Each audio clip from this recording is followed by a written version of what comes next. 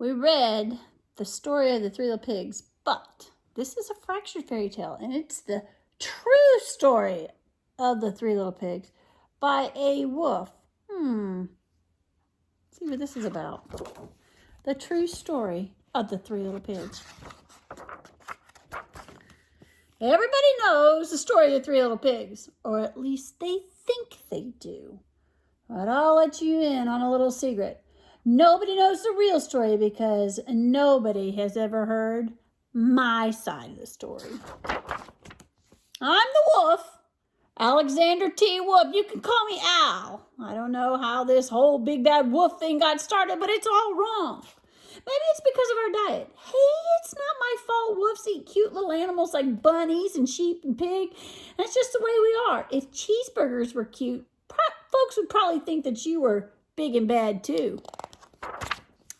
But like I was saying, the whole big bad wolf thing is all wrong. The real story is about a sneeze and a cup of sugar. Sneeze plus sugar. This is the real story.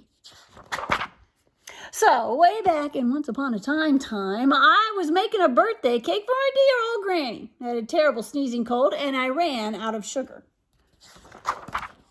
So, I walked down the street to ask my neighbor for a cup of sugar. Now, this neighbor was a pig, and he wasn't too bright either. He built his whole house out of straw. Can you believe it? I mean, who in the right mind would build a house out of straw? So, of course, the minute I knocked on the door, it fell right in. And I didn't want to just walk into someone else's house, so I called, "Little pig, are you in?" No answer. I was just about to go home without a cup of sugar for my dear old granny's birthday cake. That's when my nose started to itch, and I felt a sneeze coming on. Well, I huffed, and I snuffed, and I sneezed a great sneeze. And do you know what? The whole straw house fell down, and right there in the middle of the pile of straw was the first little pig, dead as a doornail. He had been home the whole time. It seemed like a shame to waste a perfectly good ham dinner lying there in the straw, so I ate it up. Think of it like a big cheeseburger just laying there. Well, I was feeling a bit better, but I still didn't have my cup of sugar, so I went to the next neighbor's house. This neighbor was the first little pig's brother, and he was a little smarter, but not much. I mean, he built his house out of sticks. And I rang the bell on the stick house, and nobody answered. And I called, "Mr. Pig! Mr. Pig, are you in?" And he yelled back, "Go away, wolf. You can't come in. I'm shaving the hairs of my chinny chin."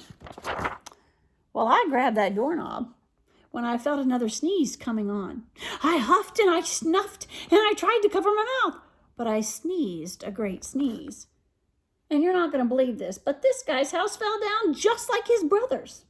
When the dust cleared, there was the second little pig, dead as a doornail. Wolf's honor.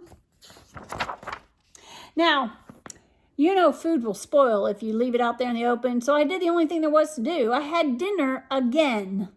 Think of it like a second helping. I was getting awfully full, but my cold was feeling a little bit better. I still didn't have that cup of sugar for my dear old granny's birthday cake, so I went to the next house. This guy was the first and second little pig's big brother. He must have been the brains of the family because he built his house out of bricks. I knocked on the brick house, no answer, and I called, "Mr. Pig, Mr. Pig, are you in?" And do you know what that rude little pig answered? "Get out of here, wolf. Don't you bother me again." Talk about impolite. He probably had a whole sack full of sugar, and he wouldn't even give me one little cup for my dear old sweet granny's birthday cake. What a pig. I was just about to go home and maybe make a nice little birthday card instead of a cake when I felt my cold coming on. So I huffed, and I snuffed, and I sneezed once again, and then that third little pig yelled out, "And your old granny can go sit on a pin." Now, I'm a pretty calm fella usually, but when somebody talks about my granny like that, I go a little crazy. When the cops drove up, of course, I was trying to break down that pig's door, and the whole time I was huffing and puffing and sneezing and making a real scene. And the rest, as they say, is history.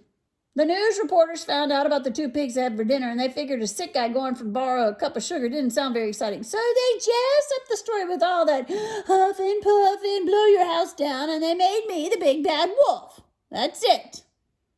That's the real story. I was framed.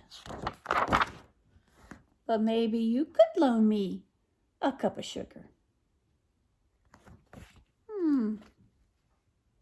Do you believe the wolf? Or do you think the story about the little pigs was right? You decide. Bye.